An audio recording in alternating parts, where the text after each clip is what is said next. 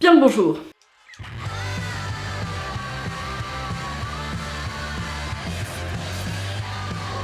Aujourd'hui je reviens avec une vidéo qui, il me semble, te fait plaisir, tu aimes bien les produits terminés. Il s'agit toujours des produits de beauté, de soins, donc forcément ils sont bio puisque je n'utilise que ça en soins et en beauté principalement. Comme tu peux l'entendre, je suis toujours enrhumée, c'est pas un truc qui dure 2 semaines, c'est juste que je tourne cette vidéo le même jour que la vidéo sur le rhume, que je te mets ici dans le petit i si tu veux des astuces. J'espère que le jour où je posterai cette vidéo, je ne serai plus enrhumée. Je suis contente parce que j'ai terminé pas mal de produits de ma routine et encore là je suis en train d'en terminer, j'ai plus qu'une goutte dans un mais j'ai limité à 10 voire 11 produits pour aujourd'hui pour pas faire une vidéo trop longue parce qu'à chaque fois elle dure 20 minutes. Et là t'es en train de parler comme une conne et après tu t'étonnes que ça fait 20 minutes. C'est parti. Alors je choisis un produit au hasard. Ah là là, Tata Harper. Une longue histoire entre Tata et moi. En fait j'étais assez déçue par ce masque, le Resurfacing Mask for Instant Glow, parce que j'aime bien le dire comme ça. Le souci c'est qu'il est très cher et qu'il n'est pas si efficace qu'il est cher. Donc je n'ai rien contre la cosmétique bio de luxe, il n'y a pas de souci, ça peut être très agréable d'avoir un joli flacon si on a envie de mettre le prix dedans, pas de souci. En revanche, ce que j'attends c'est de l'efficacité et malheureusement je n'ai pas vraiment eu la promesse qui est inscrite sur le joli flacon en verre vert. J'ai pas du tout ressenti d'Instant Glow et pourtant j'ai testé d'autres marques moins chères sur un positionnement moins luxe et qui m'ont donné de l'éclat, qui ont donné des résultats. Donc voilà, c'est la seule chose qui m'a déçue. C'est un bon masque qui va venir nettoyer la peau, qui a une texture intéressante, qui sent bon.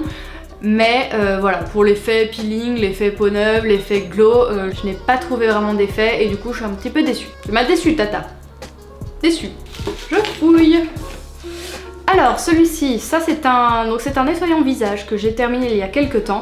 En fait suite à mon gros coup de cœur pour le Balloflurin, que bon je vais arrêter de citer cette marque sinon vous allez croire que je suis payée, j'avais envie de tester ce produit. En fait il y a le service de presse de mon Corner B qui m'a proposé de tester 3 produits et j'avais choisi à l'époque ce nettoyant visage qui est à base de rose et de miel, donc je m'étais dit bon bah pourquoi pas. Encore une fois Thérapie c'est un positionnement, c'est pas du luxe en mode truc à 100 €, mais c'était un positionnement un peu on va dire niche, avec encore une fois un packaging un peu original, cette espèce de verre blanc, voilà, le petit flacon pompe et tout, packaging très classe et tout.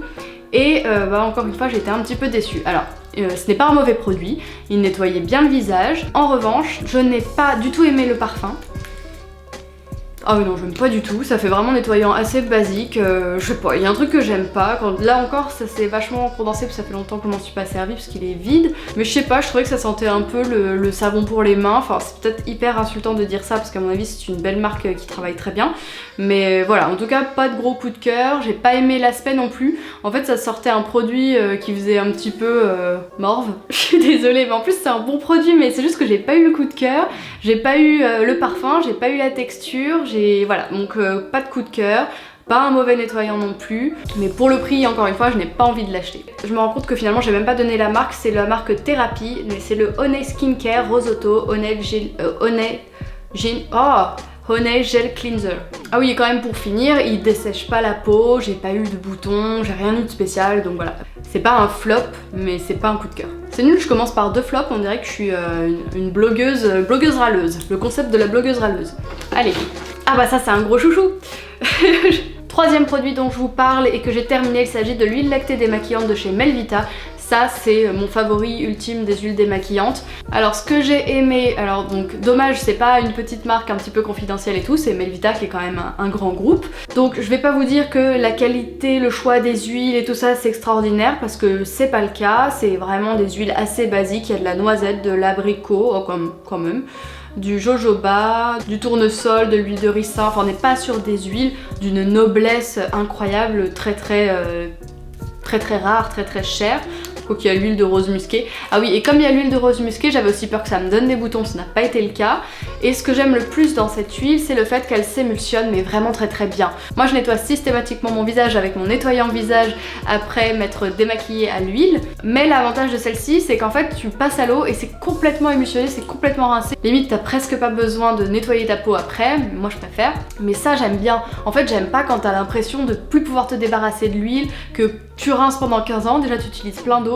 Ensuite t'es tout gras, t'as les mains qui glissent mal sur la peau parce qu'elles glissent sur l'huile, enfin bref, il y a un truc désagréable que j'aime pas du tout, ou en tout cas que j'aime pas du tout quand j'ai payé une huile démaquillante à plus de 15 €, tu vois. À ce moment-là, je préfère prendre mon huile d'olive qui est dans ma cuisine. C'est pas cher, mais au moins j'en ai pour mon argent, quoi. Donc voilà, mon huile préférée démaquillante, donc elle, c'est clair que je rachèterai si à un moment je suis en manque d'huile, mais pour le moment j'ai des marques qui m'envoient des huiles démaquillantes, donc j'en ai un petit peu d'autres à tester. Et j'en ai testé 2 après celle-ci et c'est toujours ma préférée. Indétrônable pour le moment.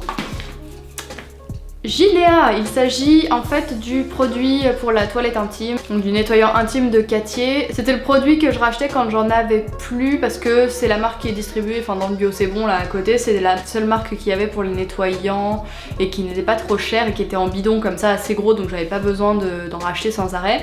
Seul souci, c'est que j'ai trouvé qu'il était un chouïa trop liquide et en plus comme c'est un flacon comme ça, bah j'en mettais toujours mais 10 fois trop et du coup je trouvais pas ça très économique et ça m'a un petit peu emmerdé. Moi j'ai pas eu de problème particulier avec celui-ci, je sais que j'ai une copine blogueuse, je vais éviter de la citer dans cette situation, qui trouvait que ça la piquait un petit peu, donc du coup voilà, c'est pas le gros coup de cœur. De ce côté là j'ai racheté celui plutôt de Mademoiselle Bio, c'était assez drôle d'ailleurs, je crois que c'était aux 10 ans de Mademoiselle Bio et il y avait moins 25% sur toute la boutique et en fait il y avait une file d'attente de blogueuses et on était toutes avec 3 flacons pompe de bidon de ouf, gel intime parce que c'était à moins 25% et on s'était fait notre stock. Ça n'avait aucun sens, c'était un petit peu, voilà, les gens auraient pu se poser des questions. Mais nous sommes très propres, c'est tout. Bon bref, tout ça pour dire que pour le moment je suis au gel de Mademoiselle Bio et du coup j'ai toujours pas touché à ceux que j'ai achetés d'avance parce que ça met une éternité à descendre. Et qu'est-ce que je voulais dire, il y a une nana en commentaire qui m'a fait la remarque sous l'article de mon blog où je parle justement de mon hygiène intime, de ce que j'utilise, de la cup menstruelle, etc. Et elle était étonnée que je n'utilise pas mon savon saponifié à froid, donc je vantais les mérites à cet endroit-là. Et en fait j'ai trouvé que c'était assez pertinent comme commentaire, surtout que quand je suis partie en vacances pendant plus d'1 mois, j'ai utilisé que le savon de Pachamamaï et j'ai pas eu de problème de ce côté là. Donc c'est vrai que je me pose de plus en plus la question, mais je sais pas si c'est assez doux quand même. Donc bon, en tout cas je vais terminer les bidons que j'ai d'avance et puis après je sais pas si j'en rachèterai ou alors faut que je teste un petit peu à l'usage. Voilà, je ne sais pas encore. Dites-moi ce que vous faites, qu'est-ce que vous utilisez pour votre chat. Donc je rachèterai pas celui-ci mais celui de Mademoiselle Bio. Ah, CHO Nature. J'ai complètement terminé l'huile de beauté du matin de chez CHO Nature. Alors CHO Nature est une très bonne marque qui propose des crèmes de jour mais principalement des huiles et je crois que c'est leur produit qui marche le mieux. Ils ont l'huile contour des yeux que j'aime beaucoup et ils ont une huile pour peau mixte à grasse avec laquelle j'avais pas mal hésité et finalement j'avais plutôt choisi celle du matin qui est plutôt pour les peaux normales et qui contient de l'huile de sésame, de l'huile de jojoba, de l'huile d'argan également et de l'huile essentielle de bois de rose il me semble. Donc ce sont vraiment des huiles très basiques entre guillemets qui conviennent vraiment aux peaux mixtes, qui vont vraiment venir nourrir sans surgraisser la peau. Moi j'utilisais tous les matins, donc j'ai fini le flacon, je sais pas combien de temps il m'a duré mais un bon moment, pas mal de mois, hein, plus de 5 mois je pense, je sais pas. Donc c'était une huile très efficace que j'ai beaucoup apprécié utiliser, il n'y a pas de parfum dedans donc c'est vraiment le mélange brut d'huile végétale et d'huile essentielle. Seul bémol, elle coûte 75 €, alors est-ce que je suis prête à remettre ce prix dans une huile visage? Je ne suis pas sûre. Alors effectivement c'est un très joli flacon qui a sûrement un coût. Je sais que le choix des huiles végétales est très important pour la marque. C'est une marque familiale, c'est la mère et la fille qui travaillent ensemble et le père qui fabrique les crèmes il me semble. En tout cas c'est une huile que j'ai beaucoup aimé utiliser. Je ne pense pas la racheter ou du moins pas pour le moment puisqu'en ce moment j'ai envie de tester plutôt des huiles pures, brutes, pas de mélange comme ça pour telle peau, pour tel machin.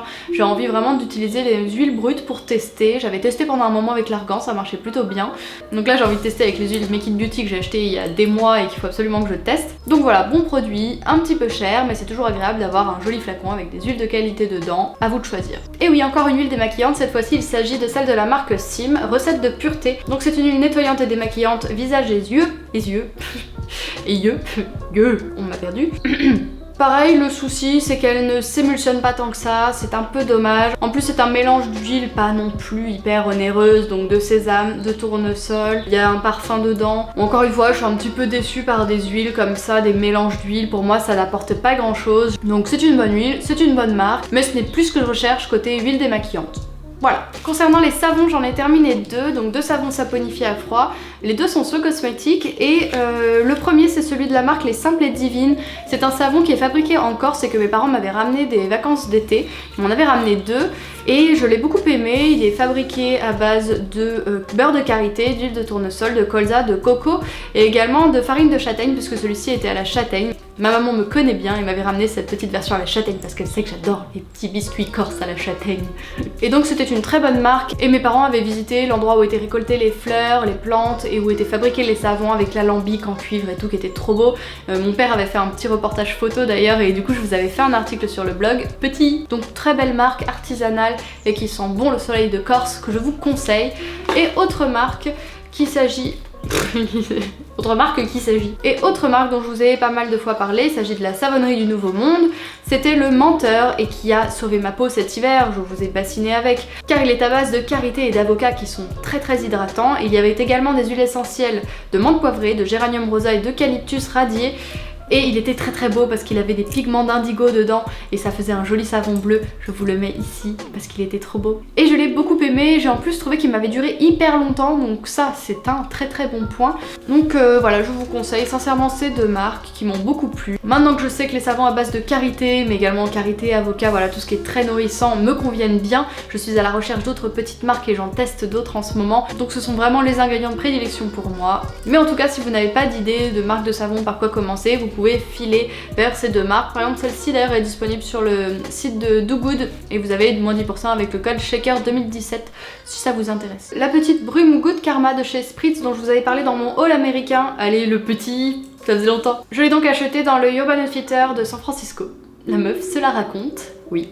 Et j'avais absolument envie de craquer sur un de leurs produits parce qu'ils proposent quand même pas mal de produits un peu naturels, toujours un petit peu se méfier quand même des étiquettes américaines, mais celui-ci avait une bonne compo, de l'eau de rose, de l'aloe vera, de la glycérine végétale et un mélange d'huile essentielle.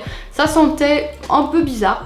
Ça sentait un petit peu le dentifrice Signal, hein. Je pense qu'il y avait un petit peu de menthe dans le mélange d'huile essentielle, mais c'était très agréable à utiliser. La brume était fine, c'était rafraîchissant, assez tonifiant le matin et légèrement hydratant, donc ça c'est tout ce que je recherche en fait d'une brume. Si en plus il peut y avoir le parfum, ça peut être cool. Et le flacon était tellement beau, je l'aimais beaucoup et je pense que je vais le garder et ne pas le jeter après cette vidéo pour pouvoir refaire peut-être des mélanges d'hydrolat dedans ou voilà, m'en resservir parce qu'il est très beau. Ah, et ce sont des produits fabriqués à la main donc c'est cool. Si vous voulez aller voir ce qu'ils font, c'est Spritz. Je sais pas s'ils sont vendus autre part, ils sont vendus en ligne mais ça va peut-être être cher en frais de port sinon dans les Urban Outfitters. Si vous partez à l'étranger ou si quelqu'un, une connaissance à vous y va, vous pouvez réclamer ce petit goût de karma. Et dernier produit que... Ah, d'ailleurs il y a du bleu dessus, ça va vous faire marrer.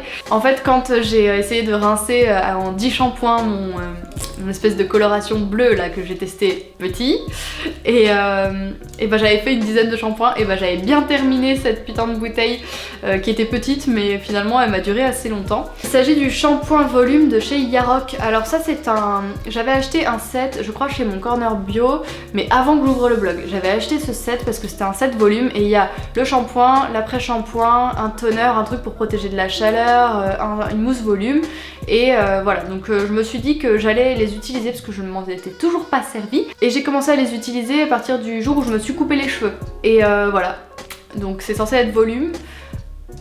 J'ai pas trouvé mes cheveux plus volumineux, mis à part le fait qu'ils sont plus courts donc du coup c'est moins hyper raplapla que quand ils sont très longs et très lourds. Mais voilà, moi j'ai pas les cheveux volumineux donc du coup les shampoings volume ça ne fait pas grand chose. Donc ce sont de bons shampoings, ce sont des shampoings bio qui lavent bien, qui laissent une bonne odeur, qui laissent les cheveux plutôt brillants, mais le côté volume, on repassera. C'en est terminé pour moi, je vous ai parlé de mes 10 derniers produits terminés. Je mets pas tous les produits terminés parce que je trouve pas ça pertinent à chaque fois. J'en garde également d'autres pour les fois suivantes pour que les vidéos soient assez variées et qu'il n'y ait pas 15 milliards de fois le même produit. J'espère que cette vidéo vous a plu, j'espère que ma voix et mon nez bouché n'étaient pas trop dérangeants pour cette vidéo. N'hésitez pas à me dire en commentaire si vous avez testé un des produits dont je vous parle aujourd'hui. N'hésitez pas à liker la vidéo et à vous abonner à ma chaîne parce que ça me fait trop plaisir. Perso, je vous fais des bisous et je vous dis à la semaine prochaine. Salut!